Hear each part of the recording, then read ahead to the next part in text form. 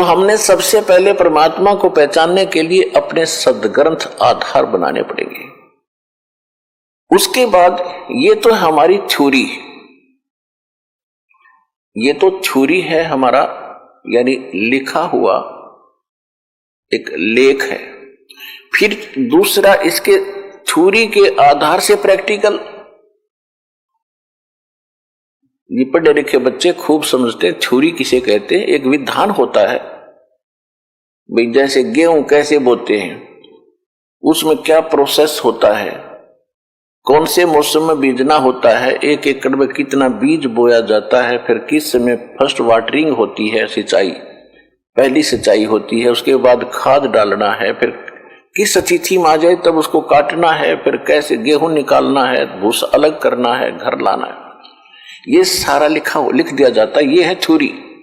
और फिर उसके अनुसार करना, उसी समय में बीज बोना है, एक एकड़ में इतना बीज बोना है, इतने समय के बाद फिर उसमें वाटरिंग करनी है, सिंचाई करनी है, फिर खाद डालना है, घास निकालना है और फिर उसको काटना है। उस तरह जो करके वो प्राप्त करता है वो है प्रैक्टिकल।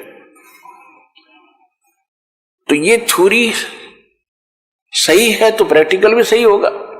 जिनकी थ्योरी ही गलत है, जिनका उल्लेख ही गलत है, जिनके मूल पाठ ही गलत है, तो उनके प्रैक्टिकल भी गलत होंगे।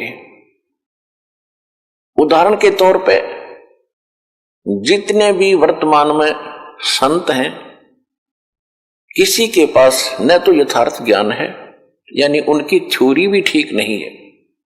फिर प्रैक्टिकल खाक होगा जब थ्योरी गलत है। दास ने आपके रूबरू इन सभी वर्तमान के जितने भी धर्म के व्यक्ति हैं या जितने भी पंथों के व्यक्ति हैं और उनके प्रवर्तक हैं या उनके वर्तमान के मार्गदर्शक गुरु जी हैं, उनका सबका अनुभव प्रैक्टिकल आपको दिखा दिया और उनकी द्वारा अनुभव की थ्योरी जो उन्होंने बोली है वो दिखा दी। और फिर हमारे सदग्रंथ क्या बताते हैं, जो हमारे ओरिजिनल थ्योरी है, ओरिजिनल लेख है, सदग्रंथ है, सिलेबस है, वो क्या बताते हैं। और उनके आधार से जिन महापुरुषों ने प्रैक्टिकल किया, उनको जो भगवान मिले, उन्होंने कौन सी साधना अपनाई, कौन सा प्रैक्टिकल किया, जिससे उनको वो वस्तु मिली जो उस थ्योरी में लिखी, रियल थ्योरी में, यथार्थ उस सिलेबस में लिखी हुई थी, वो वस्तु प्राप्त हुई। तो उन्होंने क्या बताया,